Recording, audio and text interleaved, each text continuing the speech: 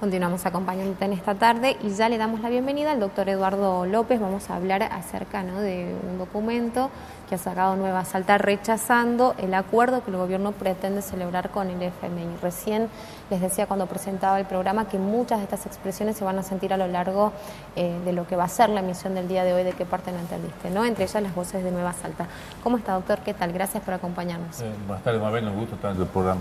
Bueno, me gustaría que me comenten, ¿no?, cuáles son estos fundamentos. Siguen avanzando las negociaciones, obviamente las reuniones que se llevan adelante en Washington en torno a esto, pero siempre que se pretende llegar a un acuerdo con el FMI, o por lo menos anteriores experiencias, ¿no?, dan cuenta de que el costo generalmente la pagan los trabajadores, ¿no?, y quienes obviamente detentan un menor poder adquisitivo y una menor calidad de vida. Sí, nosotros de Nueva Salta estamos preocupados por este tema, de este acuerdo que pretende celebrar el gobierno nacional, ¿no?, del presidente Macri con el Fondo Monetario Internacional, porque como vos dices, las experiencias no han sido buenas en el mundo.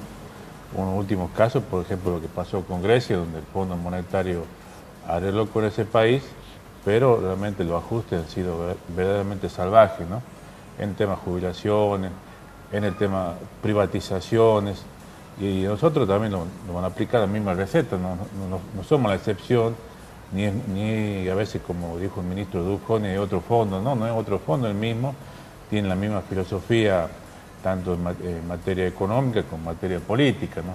Están al servicio de los grandes intereses económicos internacionales y no del desarrollo de los pueblos, por lo menos de nuestra visión.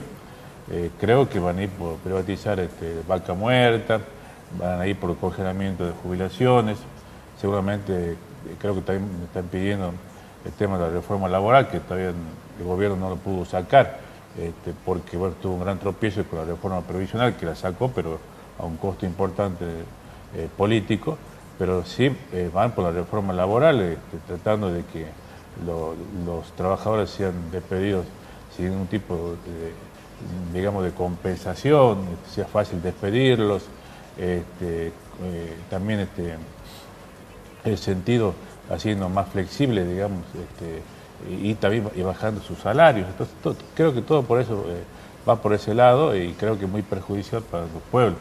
Ahora, ¿cómo se llega a esto? Todo es muy sospechoso, ¿no?, que realmente,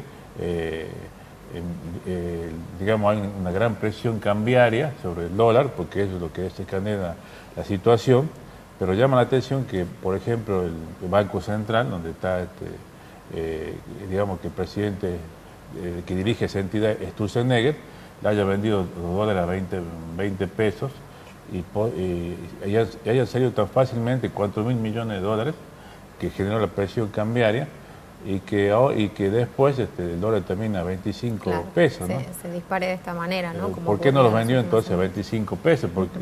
Porque realmente hubiese sido un ahorro de recursos importante, y se perdieron por lo menos 5.500 millones de dólares, así como así, que es de todos nosotros, porque si bien están en la reserva del Banco Central, son de todos nosotros.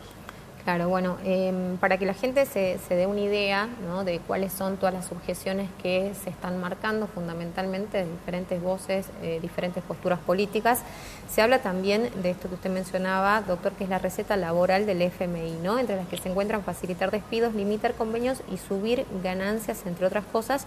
Y bueno, es algo que ya el FMI ha dado a conocer en un informe el 29 de diciembre de 2017, ¿no? Dicen que esa sería la hoja de ruta de lo que podría suceder en el ámbito laboral. Lo están publicando en muchos medios, entre ellos La Nación, que en general siempre ha acompañado, ¿no?, en lo que ha sido el desarrollo de este gobierno nacional. Sí, va a afectar a los trabajadores en cuanto, digamos, a mantener su fuente de trabajo, porque muchos trabajadores van a ser fácilmente despedidos, que ahora es, digamos, un obstáculo a veces despedirlos por las leyes laborales, la protección que tienen por las leyes laborales.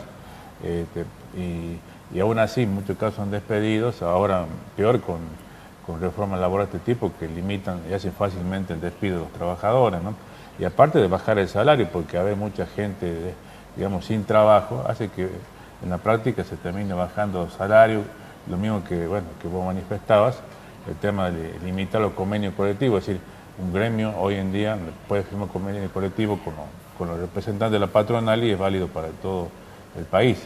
En este caso, ya al limitar, digamos, la validez la vigencia del convenio colectivo, hay muchas empresas grandes que podrían firmar sus propios convenios colectivos, entre comillas, con sus trabajadores, ¿no? Y lo que haría, digamos, ante una debilidad ya de los trabajadores, porque ya no están haciendo negociaciones con un gremio nacional, sino de manera particular, seguramente va a bajaría lo que le importa los salarios, y también seguramente va con una baja de los aportes que haría la empresa al sistema jubilatorio, seguramente va por ahí, ¿no? Y bueno, como te decía, privatizar muchas cosas, bueno, muchos dirán no nos queda mucho, ¿no? Pero hay cosas que sí tenemos y que más que todo el tema energético, ¿no? Y el tema de los recursos naturales, el litio, el petróleo y gas de vaca muerta, el agua, entonces vienen por muchas cosas y es llamativo que es una forma como si se hubiera preparado el esquema el escenario para que se haga un ajuste de tipo, es decir, convocar de urgencia al Fondo Monetario como si nos iba a salvar de esto, del fin del mundo, y a partir de ahí comenzar a hacer todos los ajustes que tenían planeado hacer.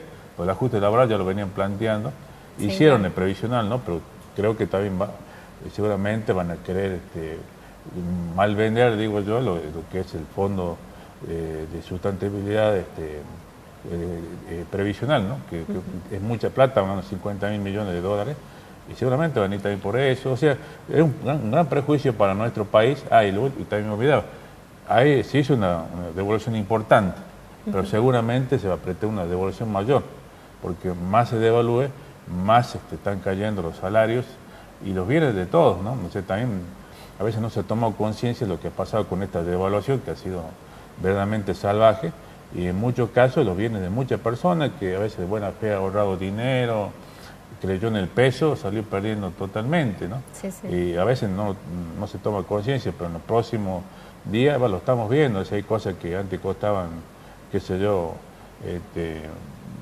200 pesos y hoy cuestan 240. Así, ya hoy en día había una suma importante en los bienes, ¿no? Por lo menos hay dos cosas que yo he ido a comprar antes de la devolución y posteriormente, y ya es un 20% de aumento, así que perdemos los salarios, pero hay mucha gente que ha perdido el ahorro, y lo llamativo, Mabel, es que me ha tocado ver, en el caso personal de uno, porque yo soy persona como cualquiera, que trata de hacer operaciones bancarias y realmente era imposible hacer operaciones bancarias. Había muchas limitaciones en los bancos, ponían o requisitos o mal informaban a las personas, o directamente, porque hay bancos que derivan todas las operaciones al home banking, ¿no?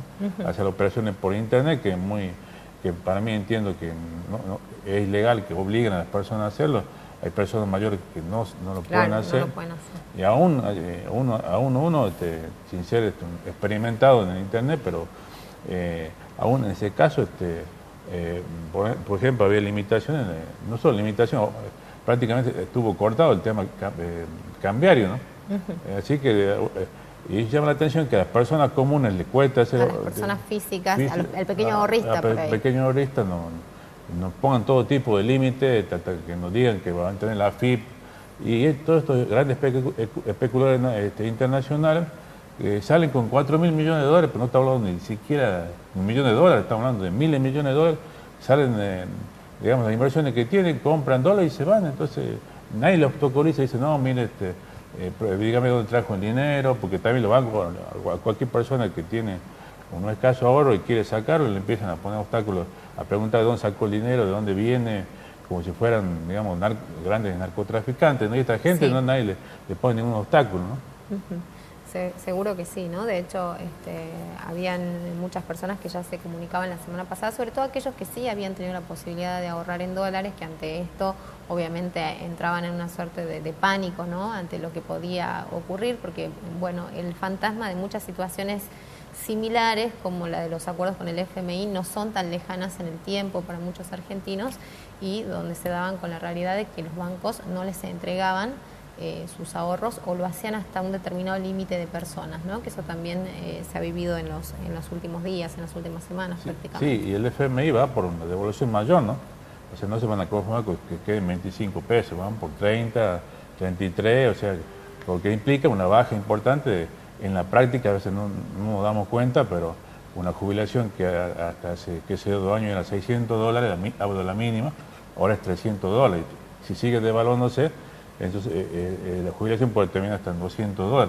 Hago una jubilación, pero tengo que tomar el valor de todo tu salario y pasan a valores realmente ínfimos a nivel internacional, y que es lo que quieren los grandes inversores, es decir, venir aquí a pagar salarios de hambre, ¿no?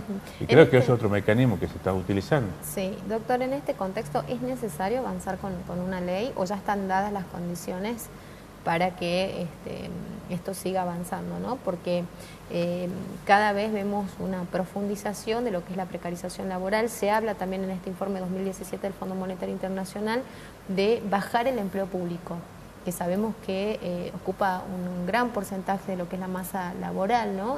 Tanto a nivel nacional como en las provincias y en los municipios. Sí, yo creo que también van a ir por el empleo público. Macri ya está poniendo en práctica, había varios despidos, sí, varios organismos nacionales, ya iban en el sentido, y de hecho es otro de los condicionamientos, como privatizar servicios. Eso ya viene de cajón con el Fondo Monetario Internacional. Yo creo que bueno, van a ir por eso, ahora está el Congreso, hay una oposición, bueno, que hay muchos que se dicen opositores, sería bueno que aparezcan. También me preocupa que no ha habido muchas voces de lo que es supuesta oposición, que a veces sale digamos, a manifestar su disconformidad, ¿no? A veces uno hace tu planteo, parece que tú fuese en soledad, porque realmente no es, ahí tenemos diputados nacionales y ninguno habla del tema. Y yo creo que eso son cosas sustanciales para el futuro, no solo nuestro, sino de la futura generación de nuestro país. Y yo creo que habría que definirse, y yo creo que el Congreso nacional tiene que tomar carta del asunto, y como préstamo internacional tendría que pasar por el Congreso de la Nación, porque eso está estipulado en la Constitución Nacional, que dice que el Congreso entiende sobre el tema de la deuda externa, ¿no? Creo que tendría que pasar por ahí. Aparentemente no lo quieren hacer pasar por ahí, porque capaz que hubo autorizaciones, que a veces se aprueban leyes que autorizan cualquier tipo de cosa, y después son las consecuencias, capaz que autorizaron que se suscriba digamos, un convenio con entidad internacional y después se pueda seguir endeudando el país. Pero yo creo que tendría que pasar por el Congreso, y si no, el Congreso tomar carta en el asunto, autoconvocarse y avanzar en este sentido. Y también, ¿por qué no?, exhortar al pueblo, ¿no?, a manifestarse a través de distintos lugares, de distintas marchas, puede ser internet o distintos medios, para que podamos frenar este convenio, porque en definitiva ya, como a veces nos sacamos de parte de prensa, ya el daño está hecho. O sea, el que no pudo, hay mucha gente que digamos que le licuaron los ahorros, pero ya no, si fuese estos fondos para reparar esos daños, bueno, yo soy el primero en apoyarlo, o volcar la actividad productiva, pero no va a ir ni para actividad productiva ni para ir para reparar el daño lo que se le hicieron a los pequeños ahorristas. Entonces, ahora únicamente entiendo yo que para entrar al fondo, para que todo eso que invirtieron en otro país se aseguren sacado los dólares, como pasó también en Grecia, ¿no?, donde los grandes bancos europeos, alemanes, sacaron los euros de Grecia justamente con el ingreso del fondo del Fondo Monetario Internacional. Sí. Es decir, es para favorecer a los grandes grupos financieros internacionales, pero no a nuestro país. Entonces yo desde ya, y después dejarlo con una deuda y condicionado política, económicamente, por muchísimos años. Entonces creo que todos tenemos que tomar conciencia de esto y librar la batalla, bueno, cultural, de que frenar este innecesario convenio y perjudicial convenio del Gobierno Nacional con el Fondo Monetario Internacional. Bueno, acá justamente Gerardo nos pregunta, ¿cómo se comprometen a las generaciones futuras con un acuerdo como este?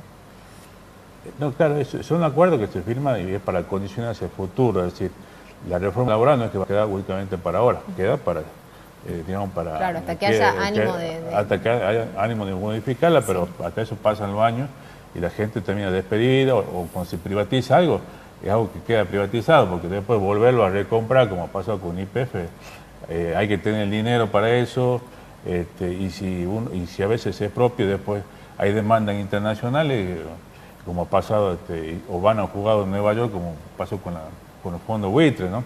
Y lo mismo también, o también es la excusa para hacer sanciones de tipo económico contra un país que no cumpla ese acuerdo. Entonces no es nomás firmar, porque después tenemos las consecuencias o la excusa que pueden tener las grandes potencias para aplicarnos sanciones y obligarnos a hacer lo que no queramos, aparte de perder nuestros recursos. Si se privatiza Vaca Muerta, pues nos perdemos nuestros recursos energéticos, por ejemplo. Así que son acuerdos que lamentablemente no solo son para nosotros, sino afectan a las futuras generaciones por mucho tiempo, ¿no? Hasta que podamos salir de esa maraña, pero realmente es un daño tremendo que se hace para digamos no solo nosotros, sino también nuestros hijos, nuestros nietos. Así que por eso tenemos que tomar conciencia de que luchemos para que no se dé este acuerdo, ¿no? Perfecto, bueno, clarísimo, doctor. Muchísimas gracias. Gracias como siempre. ¿Quiere agregar algo? No, muchas gracias por la posibilidad, Mabel, de expresar. Bueno, que esté muy bien, que tenga buenas tardes. Nos vamos a la pausa, ya volvemos.